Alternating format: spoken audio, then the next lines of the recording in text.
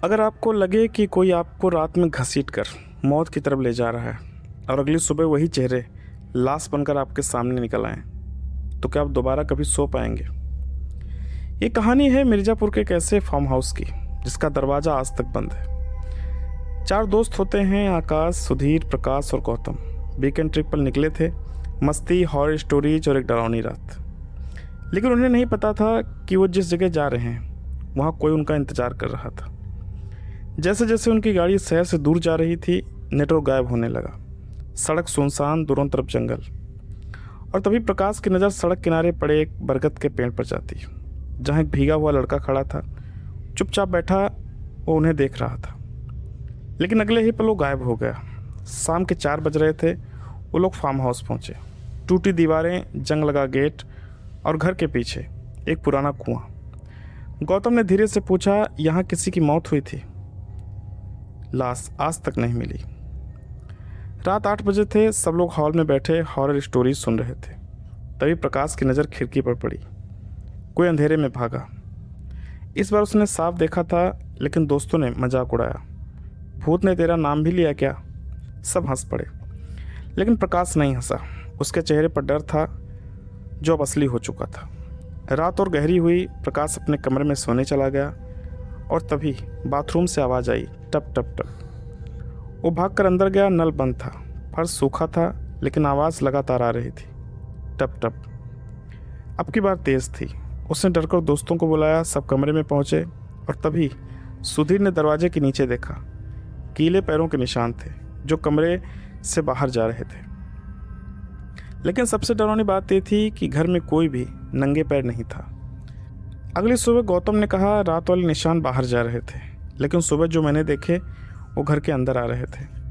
अब किसी की हिम्मत नहीं बची थी। सब ने तय किया सुबह होते ही यहाँ से निकल जाएंगे।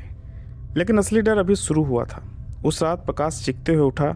उसका पूरा शरीर भीगा हुआ था। वो कांपते हुए बोला, 2 लोग मुझे घसीट कर कुएं में फेंक रहे थे। मैं डूब रहा था और तभी मेरी आँख खुल गई। तभी दूसरे कमरे से सुधीर की चीख आई। उसने भी वही सपना देखा था।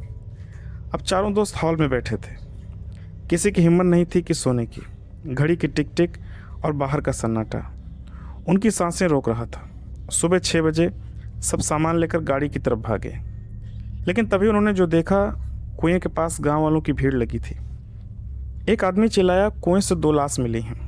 सबके पैरों तले ज़मीन खिसक गई। जब लाशें बाहर निकाली गईं तो सुधीर और प्रकाश जम गए, क्योंकि वो दोनों चेहरे वही थे जिन्होंने रात में उन्हें सपने में घसीटा था। चारों दोस्त वहाँ से भाग निकले। लेकिन कहानी यहीं ख़त्म नहीं हुई, क्योंकि उसी रात नोएडा वापस लौटने के बाद अंधेरे कमरे में सुधीर ने फिर एक आवाज़ सुनी, अगली बार बचोगे नहीं। नोएडा लौटने के बाद चारों ने कसम खाई थी उस फार्म हाउस का नाम भी नहीं लेंगे। लेकिन डर कसमों से नहीं रुकता। उस रात सुधीर अपने कमरे में अकेला बैठा था। कमरे की लाइट बंद थी, मोबाइल की हल्की रोशनी चल रही थी और दिमाग में वही कुआं आ रहा था, वही भीगे हुए चेहरे, वही आवाज़, अगली बार बचोगे नहीं। अचानक उसके फ़ोन पर एक नोटिफिकेशन आया अननोन नंबर से। उसने कांपते हाथों से मैसेज खोला। उसमें सिर्फ एक फ़ोटो थी, एक अंधेरा कुआं और उसके अंदर कोई खड़ा था। सुधीर का गला सूख गया। उसने तुरंत प्रकाश को कॉल किया, लेकिन फ़ोन उठते हुए दूसरी तरफ से सिर्फ पानी टपकने की आवाज़ आई, टप टप टप। प्रकाश, कोई जवाब नहीं। फिर अचानक बहुत धीमी आवाज़ आई, वो यहाँ आ गए हैं, और कॉल कट गया। सुधीर तुरंत प्रकाश के घर पहुँचा। दरवाज़ा आधा खुला था। घर के अंदर अंधेरा था। फर्श पर गीले पैरों के निशान थे जो सीधे प्रकाश के कमरे तक जा रहे थे। जैसे सुधीर कमरे के अंदर गया, उसका दिल रुक गया। दीवार पर गीले हाथों से लिखा था, कुआं भी सूखा है। कमरे के कोने में प्रकाश बैठा था, पूरी तरह भीगा हुआ, आंखें नीचे और होंठ धीरे धीरे हिल रहे थे। सुधीर डरते हुए उसके पास गया। प्रकाश भाई, क्या हुआ? तभी प्रकाश ने धीरे धीरे अपना चेहरा ऊपर उठाया। उसकी आंखें पूरी काली थीं और उसकी आवाज़ उसकी नहीं थी। वो दोनों वापस आना चाहते हैं, लेकिन इस बार उन्हें 4 नहीं 5 लाशें चाहिए। अचानक कमरे की सारी लाइट्स बंद हो गईं। दरवाज़ा अपने आप धड़ाम से बंद हुआ और उसी पर बाथरूम से वही आवाज़ आने लगी, टप टप टप। लेकिन इस बार आवाज़ पानी की नहीं थी, वो खून टपकने की आवाज़ थी। सुधीर डरकर पीछे हटा, लेकिन तभी उसने देखा बाथरूम के नीचे से धीरे धीरे लाल पानी बाहर आ रहा था और उस लाल पानी में एक चेहरा बन रहा था, वही भीगा हुआ लड़का जो बरगद के पेड़ के नीचे बैठा था। वो मुस्कुराया और फुसफुसाया, अब तुम्हारी बारी है, अब तुम्हारी बारी है। ये सुनते ही सुधीर पीछे हट गया। उसका पूरा शरीर कांप रहा था। कमरे का दरवाज़ा बंद था, लाइट्स बंद थी और सामने खून से बनता हुआ वो चेहरा। तभी प्रकाश अचानक अपनी जगह से खड़ा हो गया, लेकिन उसके चलने का तरीका इंसानों जैसा नहीं था। उसके पैर उल्टे मुड़े थे और शरीर ऐसे झटके खा रहा था जैसे कोई और उसे कंट्रोल कर रहा हो। सुधीर चिल्लाया, प्रकाश होश में आ, लेकिन जवाब में प्रकाश सिर्फ एक बात दोहरा रहा था, कोई ने उन्हें छोड़ा नहीं है, कोई ने उन्हें छोड़ा नहीं है। अचानक कमरे की खिड़की अपने आप खुल गई। तेज़ ठंडी हवा अंदर आई और उसी हवा के साथ सड़ी हुई बदबू, बिल्कुल वैसी जैसे उस फार्म हाउस के कुएं से आ रही थी।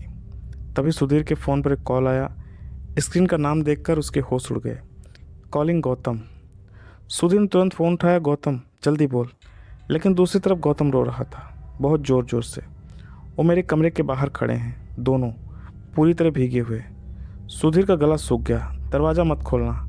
लेकिन तभी फ़ोन पर धड़ाम, जैसे दरवाज़ा टूट गया हो। फिर कुछ सेकंड सन्नाटा रहा और उसके बाद गौतम की ऐसी चीख निकली जिसने सुधीर के रोंगटे खड़े कर दिए। कॉल कट हुआ और उसी पल प्रकाश अचानक सुधीर के बिल्कुल पास आ गया, इतना पास कि उसकी ठंडी सांस सुधीर के चेहरे पर महसूस हो रही थी। और फिर प्रकाश ने फुसफुसाया, उन्होंने गौतम को ले लिया। सुधीर भागकर दरवाजे की तरफ गया, लेकिन दरवाज़ा खुल ही नहीं रहा था। तभी पीछे से आवाज़ आई, छप छप छप, जैसे कोई गीले पैरों से चलता हुआ उसकी तरफ आ रहा हो। सुधीर धीरे धीरे पलटा और उसकी सांस रुक गई। कमरे में प्रकाश अकेला नहीं था, उसके पीछे दो और लोग खड़े थे, पूरी तरह भीगे हुए, चेहरे सड़े हुए, आंखें सफ़ेद और शरीर से लगातार पानी टपक रहा था। वही कुएं वाली लाशें। उनमें से एक ने अपना टूटा हुआ हाथ उठाया और सीधे सुधीर की तरफ इशारा किया। फिर दोनों एक साथ बोले, तीसरा मिल गया। अचानक फर्श टूटने लगा, कमरे के नीचे से काला पानी बाहर आने लगा। कुछ ही सेकंड में पूरा कमरा कुएं जैसा बन गया। सुधीर डूबने लगा, वो चीख रहा था, मदद मांग रहा था, लेकिन कोई नहीं था। और तभी उसने पानी के अंदर कुछ देखा, दर्जनों लाशें जो आंखें खोलकर उसे घूर रही थीं। और उन सब के बीच एक छोटा सा बच्चा खड़ा था, वही लड़का जो बरगद के पेड़ के नीचे बैठा था। उसने मुस्कुराकर कहा, हम अभी भी नीचे हैं, हम अभी भी नीचे हैं। उस बच्चे की आवाज़ पानी के अंदर भी साफ सुनाई दे रही थी। सुधीर पूरी ताकत से ऊपर तैरने की कोशिश कर रहा था, लेकिन कोई उसका पैर पकड़कर नीचे खींच रहा था। उसने नीचे देखा और उसकी चीख निकल गई। दर्जनों सड़े हुए हाथ उसके पैरों को जकड़े हुए थे। कुछ हाथों में भी टूटी चूड़ियाँ थीं, कुछ में लोहे की जंजीरें और कुछ बच्चों के छोटे छोटे हाथ थे। सुधीर पानी के अंदर तड़प रहा था। तभी उसे महसूस हुआ कोई उसके कान के पास आकर फुसफुसाया, यह कुआं से पानी से नहीं भरा है, लाशों से भरा है। अचानक सुधीर की आंख खुली। वो अपने कमरे के फर्श पर पड़ा था, पूरा शरीर भीगा हुआ, सांस तेज, और सामने प्रकाश खड़ा था। लेकिन अब उसकी आंखें फिर से सामान थीं। सुधीर, भागना मत। सुधीर ने कांपते हुए पूछा, गौतम। प्रकाश चुप हो गया। उसकी आंखों में डर साफ दिख रहा था। फिर उसने धीरे से फ़ोन आगे बढ़ाया। फ़ोन स्क्रीन पर एक फ़ोटो खुली थी, गौतम के घर के बाहर की फ़ोटो। दरवाज़ा टूटा हुआ और दीवार पर खून से लिखा था, 3 बाकी हैं। सुधीर के हाथ कांपने लगे, ये हमारे साथ ही क्यों हो रहा है? तभी प्रकाश ने पहली बार वो सच बताया जो गौतम ने उसे छुपाया था। उस कुएं में सिर्फ हादसे नहीं हुए थे, वहाँ लोगों को फेंका जाता था। सुधीर जम गया। क्या मतलब? प्रकाश बोला, गौतम के चाचा उस फार्म हाउस के मालिक नहीं, उस नरक के रखवाले थे। करीब 20 साल पहले उस इलाके में लोग अचानक गायब होने लगे। कोई मजदूर, कोई मुसाफिर, कोई बच्चा, जो भी उस रात उस रास्ते से गुजरता वो कभी वापस नहीं आता। गांव वाले कहते थे फार्म हाउस के पीछे वाला कुआं जिंदा है, उसे हर साल कुछ चाहिए, नई लाशें चाहिए होती, और जो लोग उसे खाना नहीं देते वो खुद उसके अंदर खींचकर चले जाते हैं। सुधीर की सांसें तेज हो गईं। तो 2 लाशें, वो शिकार थे, लेकिन अब वो खुद शिकारी बन चुके हैं। अचानक टीवी अपने आप चालू हो गया। स्क्रीन पर सिर्फ काला अंधेरा था, लेकिन धीरे धीरे उस अंधेरे में एक चेहरा दिखने लगा, गौतम का। उसका चेहरा पूरी तरह भीगा हुआ था, आंखें सफ़ेद और होंठ फटे हुए। फिर टीवी के अंदर से उसकी आवाज़ आई, वो मुझे नीचे ले गए, बहुत नीचे। स्क्रीन अचानक ग्लिच हुई और अगले ही पल गौतम के पीछे सैकड़ों लोग खड़े दिखे, सड़े हुए, भीगे हुए, सबकी आंखें सीधे कैमरे की तरफ थीं। फिर उनमें से एक औरत आगे आई। उसकी गर्दन आधी टूटी हुई थी।